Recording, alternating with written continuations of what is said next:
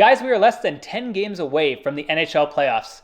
And we already know some of these big teams that punched their way in, the Bostons, the Torontos, the Tampa Bay Lightning. But what we're here to talk about today is who's going to make those last few spots in the wild card positions. And really right now, some of these are actually pretty close. Yeah, I mean, we just watched one of the games today, the Buffalo game. There's some pretty big playoff implications today, and some went as predicted, some didn't. But which team do you like so far in the wild card spot? So right now, we'll start with the East, just to make it easier here. Right now, Pittsburgh and the Islanders have the two wildcard spots. And it looks to me, right now, the Islanders have done enough. They're probably going to hold on to that spot. Really, it's going to come down to if one of these teams in the East chasing is going to catch the Pittsburgh Penguins. And right now, the teams that are kind of in contention are the Ottawa Senators, the Florida Panthers, the Buffalo Sabres, and the Ottawa Senators. And right now, all these teams are actually, I don't know, I just can't see it. They're a little too far back.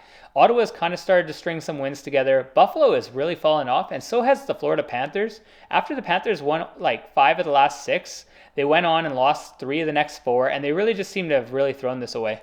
Yeah, Florida's a very surprising one for me because they looked really strong like a couple weeks ago. They were stringing some wins together. And I was thinking, man, this team has a chance. And there was a certain time where they took over Pittsburgh on yeah, they that finally wild hopped card them. spot.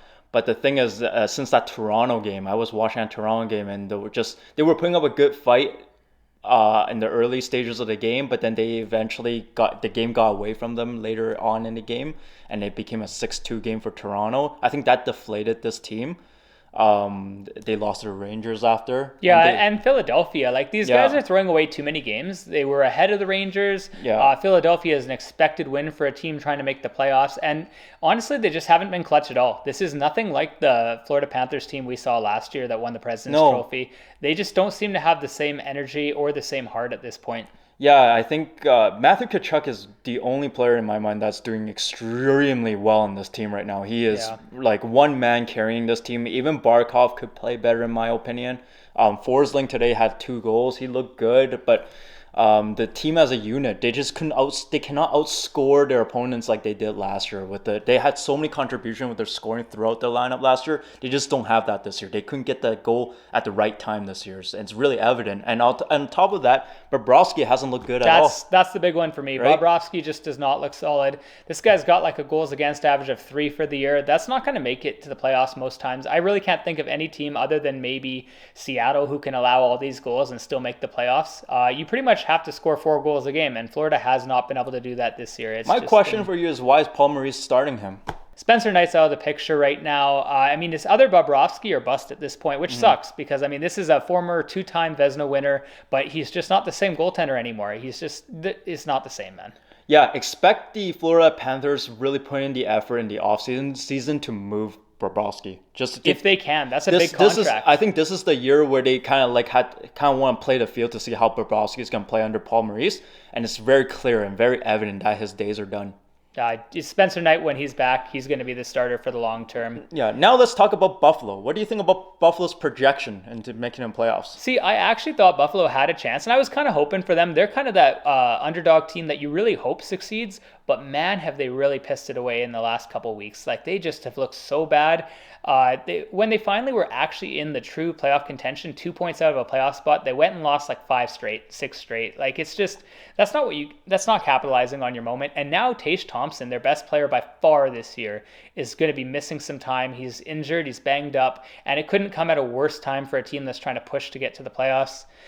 We just watched them get 1 point in a shootout loss to the Montreal Canadiens, who has like half an AHL roster. That's not going to cut it. And kind of like Florida, this team's just not seizing the moment. Yeah, I was talking to Scott off air about this. Buffalo's got to be one of the most frustrating teams to watch. They're a team built with a lot of offensive power, a lot of promising players in Dahlin. They have Tage Thompson, Dylan Cousins, Jack Quinn, all these really good players, but they're not piecing them together, not stringing wins, and they're losing games that they should be winning, like Montreal. Next opponent, they're playing the New York Rangers. Good luck. No, looking at the schedule too, it doesn't look very positive for Buffalo.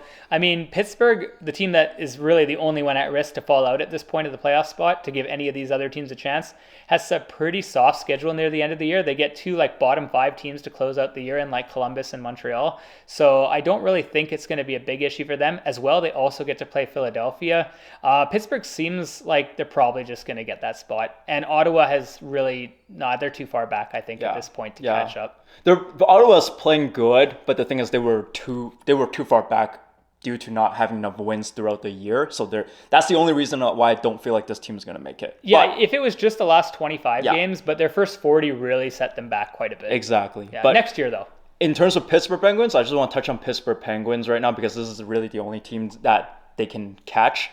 Pittsburgh Penguins, when they fell the playoff spot, that one moment there to the Florida Panthers, I feel like it really reignited this team because I don't believe this team has lost since. They played a lot better. They play a lot better. I think they've been winning every game since they fell out of that playoff spot. So that shows me that when this team has to win games, they win the games. Well, that core has experience. Exactly. It's not like Buffalo. It's not like Florida where they in the must-win game situation they just shrivel up. Yeah. Yeah. So I think we honestly can just say at this point, the Eastern picture probably is going to stay the same realistically. As much as I would love to see either Buffalo, Florida, or Ottawa in over Pittsburgh, because quite honestly, I'm a little tired of Pittsburgh being in the playoffs. Not even just because I'm a Caps fan.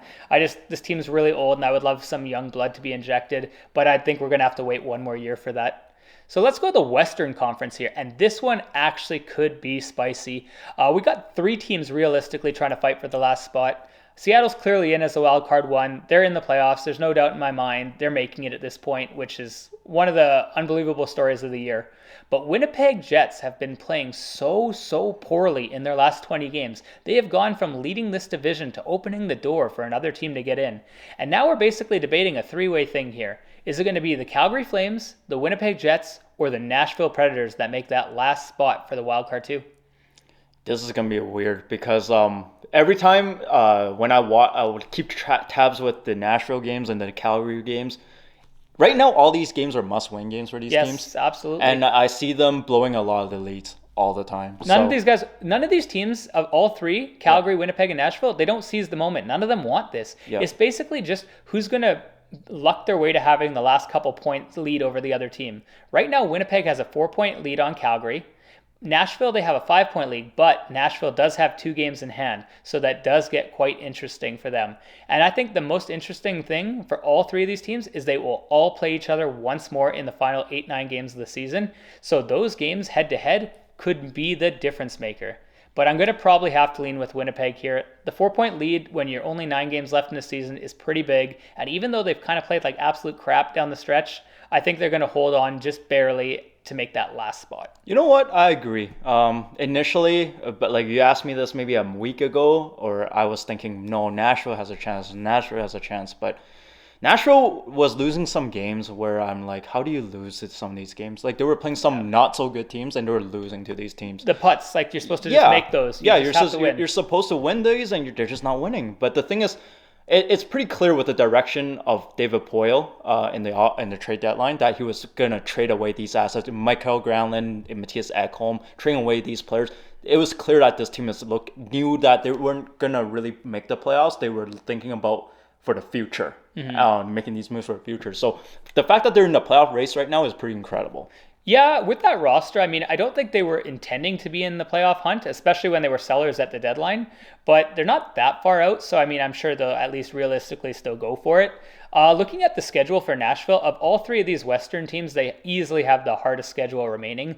Of their last 9 games, 7 of them are against playoff teams, and they're not just playoff teams, they're like really elite teams. Like we're talking, they got to play teams like Colorado, they got to play teams like Dallas. It's not going to be easy, and I think that it's a little easier for maybe Calgary if anyone is going to pass Winnipeg. Yeah, it also hurts them that they don't have Roman Josi playing, right? Yeah, he's been banged up too, kind of like the Tage Thompson for Buffalo thing. Ryan Johansson is not playing either. So your best forward right now is Matt Duchene. I don't know how far that's going to carry this team. So yeah, it's been rough. I don't know. Nashville definitely needs a rebuild.